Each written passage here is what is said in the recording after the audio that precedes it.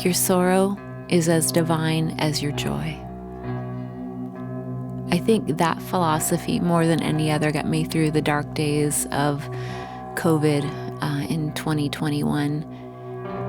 I, like a lot of people, had a lot of losses, and I, like a lot of other people, tried to do the best we could to figure out the best way to get through it.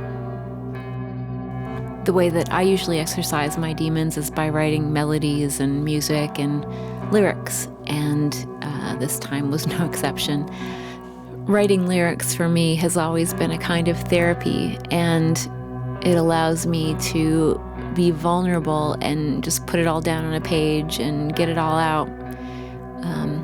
Never in a million years did I ever think I would be singing those things in front of, a bunch of people, but life is crazy.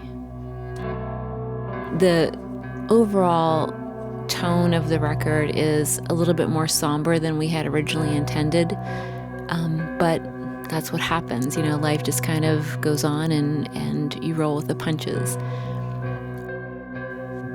As you drive east out of downtown Cleveland, you come up this hill, and for a moment the streets become more organic and winding, and there's a lot more trees. Some of the streets are lined with 200 or 300-year-old oak trees, so it feels like all of a sudden you're in nature. And we live on the edge of Cleveland Heights, next to some lakes and wooded areas where you can hear coyotes at nighttime. There's a lot of deer, things like that. So it's kind of inspiring, I guess, being able to live this close to nature.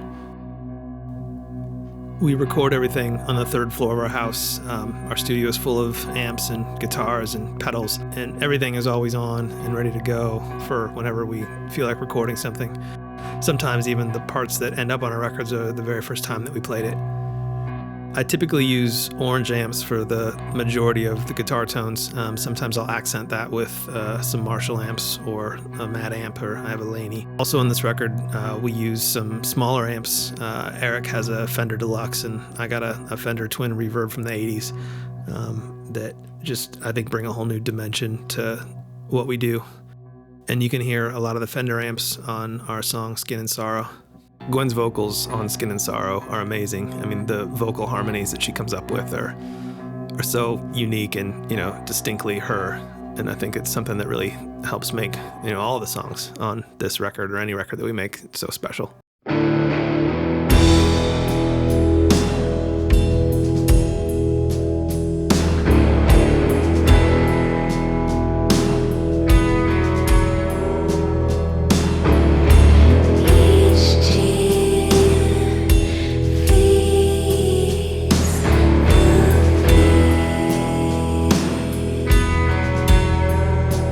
The title song, Skin and Sorrow, is written from the point of view of someone watching someone close to them die.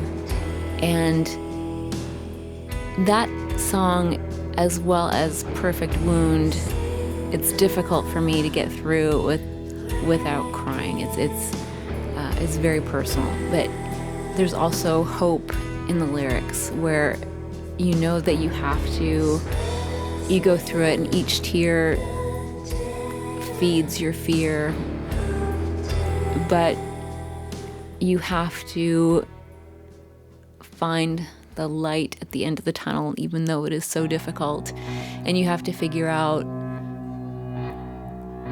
what you were meant to learn from this experience, what you were supposed to glean to be able to move up to a different spiritual level, or however you want to see it. But that's what everything is in life. Life is perfect. Everything that happens is meant to happen, and we just have to figure out what the meaning behind it is. I think that when you look at things that way, it's easier to work through your pain and get to a point where you make peace with it.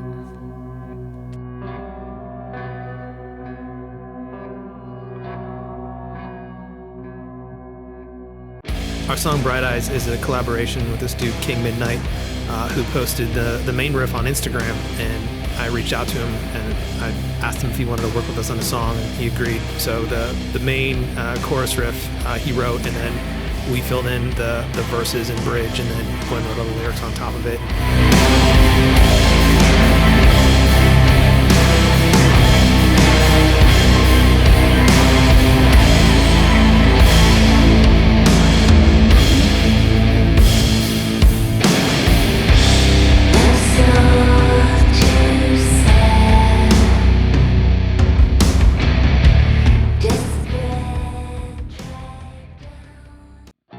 Treacle and Revenge is probably one of my favorite songs on the album, if not the favorite song on the album for me, because I just love how driving it is, and I just love the drums. And when Sean wrote the riff and he played it for me, I'm like, oh my God, this is amazing. And he wrote that one, and I want to thank also the riff for All the Things I Was on the same day. And I was like, what is happening? This is amazing.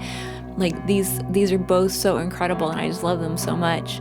I wanted to keep the melody very simple, and I wanted to keep the lyrics very simple as well, and not make them overly flowery or anything like that, because I just wanted them to, I think for me, the riffs and the drums in this song are just the star of the show, so I wanted to kind of give them room to really show up. Would you die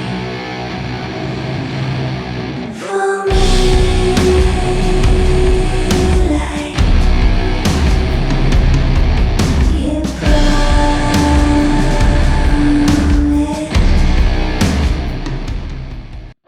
When I was growing up, one of the biggest musical influences on me was this band from West Virginia called Karma to Burn.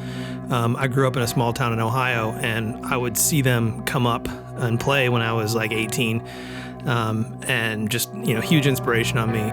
Years later, I got in this band Disengage, and we would play a lot of shows with Karma to Burn and other bands like Clutch and Deftones and things like that. But Karma to Burn always held like a special place, for me musically. And then fast forward to like a year and a half, 2 years ago, I ended up through a cosmic set of events getting Will's JCM 800 rig, the head and both cabs. And then recently, unfortunately, Will passed away. And I wanted to do an homage to, one of my biggest musical influences. So our song Sacrificant, towards the end of it, there's an homage to Karma to Burn, and that's using Will's JCM 800 head, which I use a lot on the record to accent kind of like the higher notes and octaves and things like that.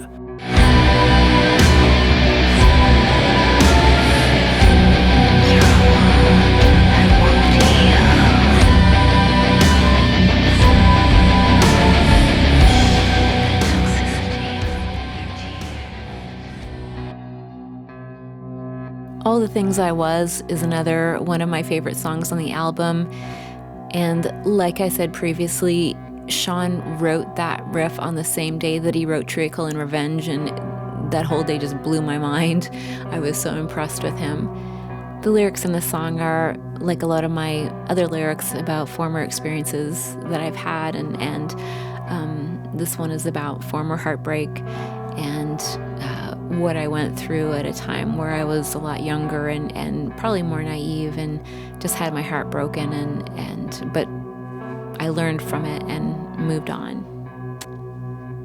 In this song as well, because I was so enamored with what Sean was doing with the riff, I just kept the melody kind of simple and lots of space so that you could hear what he was doing below it, because to me that was the big thing in this song. I just love the EBow and the way that it makes everything sound.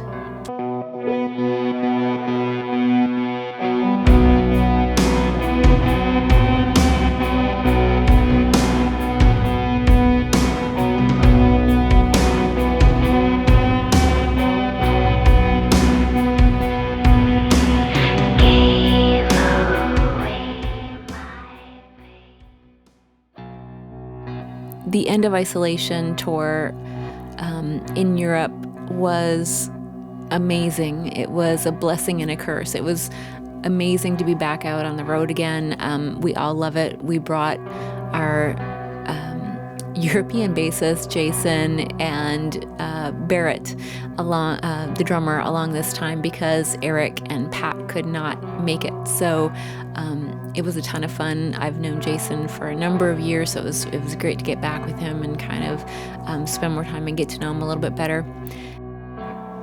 We did have a couple of instances where we were a little nervous when we were there because new restrictions were being announced in a couple of different countries while we were there, and so we were nervous that we weren't going to be able to make it into those countries to play.